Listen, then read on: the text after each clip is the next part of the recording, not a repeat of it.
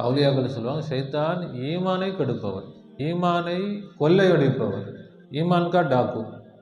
என்ன நாம் கஷ்டப்பட்டு கொஞ்சம் கொஞ்சமாக சேர்த்து, கொள்ளைன்னா என்ன, மொத்தமாக வாரி சுருட்டி போயிடும் சொல்லுவாங்களா இல்லையா? சிறுக சிறுக சேமித்து வச்சுருந்த மொத்தமாக கொள்ளையடிச்சிட்டு போயிட்டான். அப்படியே பயிற்சி செஞ்சு நாம் ஈமானை கொஞ்சம் அப்படியே சேர்த்து வரும்போது திடீர்னு தொடச்சி எடுத்துகிட்டு போயிடுவான். திடீர்னு பார்த்தா ஈமான் ஒன்றுமே இருக்காது. இதை சொல்லுவாங்களே, மைண்டே காலியாக இருக்குதுங்க, ஒன்றுமே இல்லைங்க. இது யாருடைய வேலை? ஷைத்தானுடைய வேலை. அப்போ இன்னொரு ஹதீஸில் நபி ஸல்லல்லாஹு அலைஹி வஸல்லம் சொல்லுவாங்க, அது கூடிக்கிட்டு குறைஞ்சிக்கிட்டே தான் இருக்கும், ஒரே நிலைமையெல்லாம் இருக்காது. காசு பணம் மாதிரி தான். அது மாதிரி தான் ஈமானும் என்ன செய்யும், வந்துக்கிட்டு போய்கிட்டு தான் இருக்குமே தவிர அது அப்படியே ஒரே மாதிரி இருக்காது.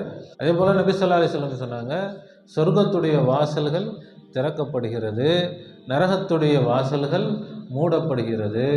இப்போ அதனுடைய அர்த்தம் என்னதான், நிறைய நன்மை கிடைக்கும், நிறைய நன்மை கிடைக்குங்க, நிறைய தொழுவுங்க, ஓதுங்க, திக்ர் செய்யுங்க, அது பண்ணுங்க, இது பண்ணுங்க, நிறைய நன்மையை சேர்த்துங்க அப்படின்னா அதுக்கும் நம்ம அவுலியாக்கள்கிட்ட போனால் தான் விளக்கம் கிடைக்கும். அவுலியாக்கள் சொல்லித்தராங்க, சொர்க்கம் என்பது அது அவுலியாக்கள் சொந்த கருத்து இல்லை, நபி ஸல்லல்லாஹு அலைஹி வஸல்லம் சொன்னது தான். சொர்க்க பூஞ்சோலைகளை கண்டால் நீங்கள் நன்றாக மேய்ந்து கொள்ளுங்கள்னு சொன்னாங்க நபி ஸல்லல்லாஹு அலைஹி வஸல்லம். இல்முடைய மஜ்லிஸ்கள், இல்முடைய மஜ்லிஸ் யார் சொல்றது? நபி ஸல்லல்லாஹு அலைஹி வஸல்லம் சொன்ன ஹதீஸ். அல்லாஹ் தஆலா அவனுடைய ஞானத்தை திறந்து கொடுக்கிறான்.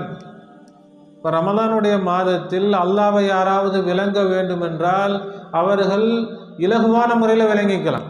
நரகத்துடைய வாசல்கள் மூடப்படுகிறதுன்னா, அப்போ நரகம்னா என்னது? அப்படி நேர்மாத்தம். இல்முக்கு நேர்மாத்தம் என்னது? அறியாமை, மூட நம்பிக்கை, ஜஹில். இதை அல்லாஹ் தஆலா மூடி வச்சிடறான். அறிவுடைய வாசல் அல்லாஹ் என்ன செய்கிறான்? திறந்து வைக்கிறான். ஆனால் இன்னைக்கு கை சேதம். உலகம் முழுவதும் இந்த சமுதாயம் இந்த மாதத்தில் எதில் தான் கவனம் செலுத்துகிறாங்க? நிறைய நன்மை மூட்டையாக சேர்த்துக்கலாம். இங்கே மற்ற நாட்களில் 70 மடங்கு கஷ்டப்பட்டு படிக்க வேண்டிய இல்மை இந்த காலங்களில், ரமலானுடைய காலங்களில், அதுக்கு 1 பங்கு கஷ்டத்துலேயே 70 பங்கு இல்மை எல்லாம் கொடுத்துட்றோம்.